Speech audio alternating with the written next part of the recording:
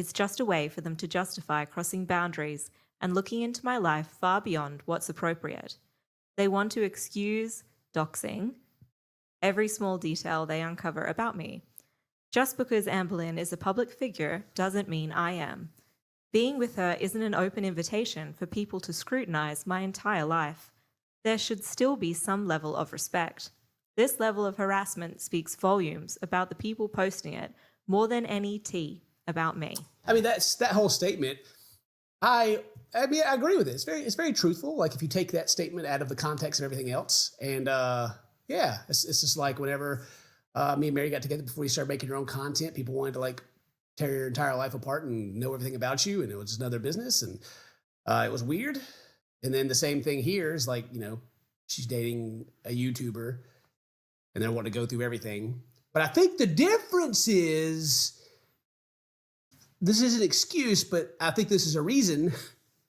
If I remember correctly, there was a lot of weird behaviors. There were some things that that people felt like they needed to look into. Some things they saw and noticed, and things that were said. Like what was the whole accounts of like the feeder fetish websites and stuff like that. Yeah, right. Yeah, and then the other girl, like the other previous relationship, like them passing and like weeks before they got together. And yes, so just a refresher for those who don't keep up with this, all of this. I think it was 2 months before Emily and Amber publicly displayed their relationship online. Emily was engaged to a woman who passed away due to morbid obesity. Yeah. And in the time span between Emily and Amber getting together, Emily was messaging other morbidly obese women trying to begin a relationship with them. So the amount of time between like Emily mourning the loss of her late partner and her moving on to find another super morbidly obese woman to date was, I don't know, a couple of days. Like, who knows? Man, you had that super on there. Shame. Oh, goodness. I do feel like the women that she is attracted to are in a different category to what is like regular. They're a category all their own. Yeah. So with just that in itself, and then them showing up and, Amberlynn doing her normal nuh-uh, and everyone being like, uh-huh. They started digging in. But I mean, at the same time, like, again, it's not excuses. This is just like looking into like the facts and what you gotta know, like what's going to happen when you get involved in Amberlynn, since her entire existence on YouTube is based around drama and people trying to expose her lying and all that stuff, right? Right. Like their whole channel is toxic. Yeah. So it's and I'm not making an excuse for them still, but I'm saying if you look at that and know what's going to happen and then bring yourself into it, and then you're like, oh, who do you mean? You guys did exactly what everyone expected you to do. How dare you? Shame. It's like, okay, all right. I do also think it's kind of relevant to say that Emily doesn't seem to be seeking out relationships with just an average unknown obese woman.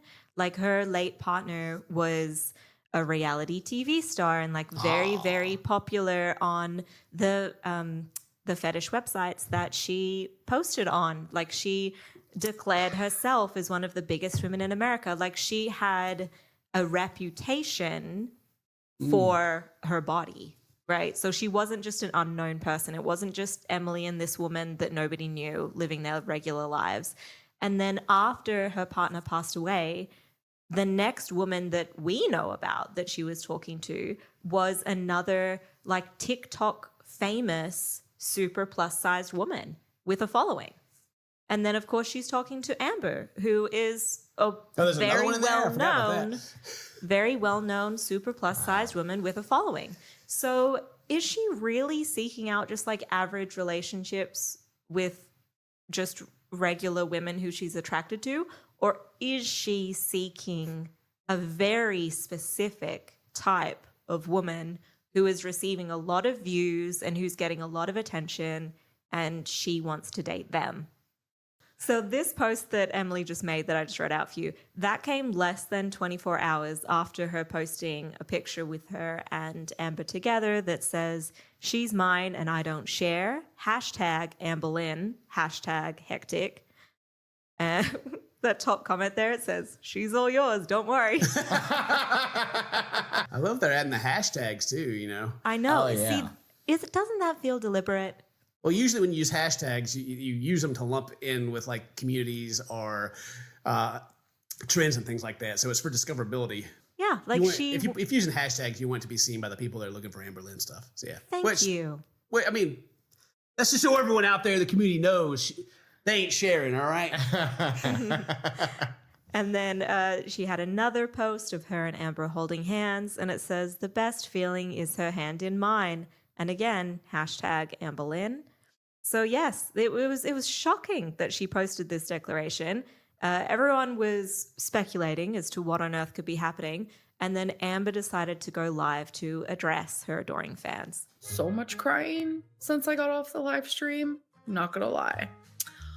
I have done a lot. Like, my eyelids are literally swollen. So. Make it looks pretty good for her being crying so much. You know? Yeah. Yeah. Not bad. Yeah. Look, I mean, she cleaned up real nice. Looks like she hadn't cried a bit. What have I been crying about? A lot. There she dropped the shocking and completely unexpected news that yes, Emily had dumped her. Dun, dun, dun! What? Wait, how long does this take to happen after the posts? Oh my goodness. There was the pictures of them together. Yeah. And then it was like the next day was this "I want to stand for myself and clear a few things up" post. Yeah. And that was posted like yesterday, late morning, I think. And then last night, Amber went live and addressed it, saying, yes, it was dumped. And it's for you guys at home watching this video. What's today? Monday? Yeah, today it was a school night. They made me stay up late Sunday night. Watching all this stuff. So this how happens- very dare. So while Amber didn't go into any specifics during her live stream, she did say it wasn't even my fault. It was because of the haters. Ah, yes. Gotcha. The haters' fault. The Yes. haters are why. But the haters speculate that it was actually because Amber just lies a lot and Emily had enough of trying to cover up for Amber's lies. Specifically, her most prominent lie at the moment, that is that Emily is not a feeder. Type of like hate that we get online There's tears. is it's bad. I can understand why like people can't handle it. Like, I get it. It's frustrating for me. It's always so frustrating for me. Not because she's upset, but it's because like this is how you build this kind of community. And then you're upset about the community that you built. Like whatever, like you go and you have your relationship and your relationship goes bad and you go live to talk about it and cry to your fans about your relationship and act like you don't want the attention or the drama around it is in itself. Yeah.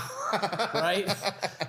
So yeah, it's always frustrating me to see this stuff because from a YouTuber standpoint, like if I was Amber, if I was in her shoes, I would never lose weight. I would just keep saying I am going to lose weight one day, you know, and I wouldn't. I would just live my life and say that and keep people frustrated. And then I would go, you know, if I dated someone who's a feeder, I would say they weren't. And then it's obviously they are. And then everyone would be mad about it, be frustrated.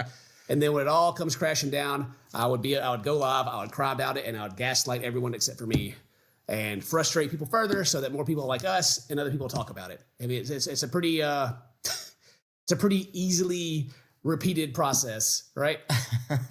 And you can just milk it. So for me, when I watch this stuff, I'm never like, oh man, poor her. I don't know. Maybe it is real. Maybe I'm completely wrong, but I always see it as like, it's just entertainment. It's just a job. It's just her thing.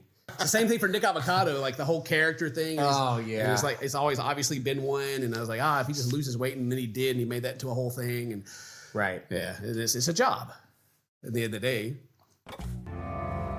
My child. It's time for me to impart upon you my greatest wisdom that I've gathered over my 39 long years on this planet. What is it you desire? Could it be you're seeking fashion tips or maybe parenting advice?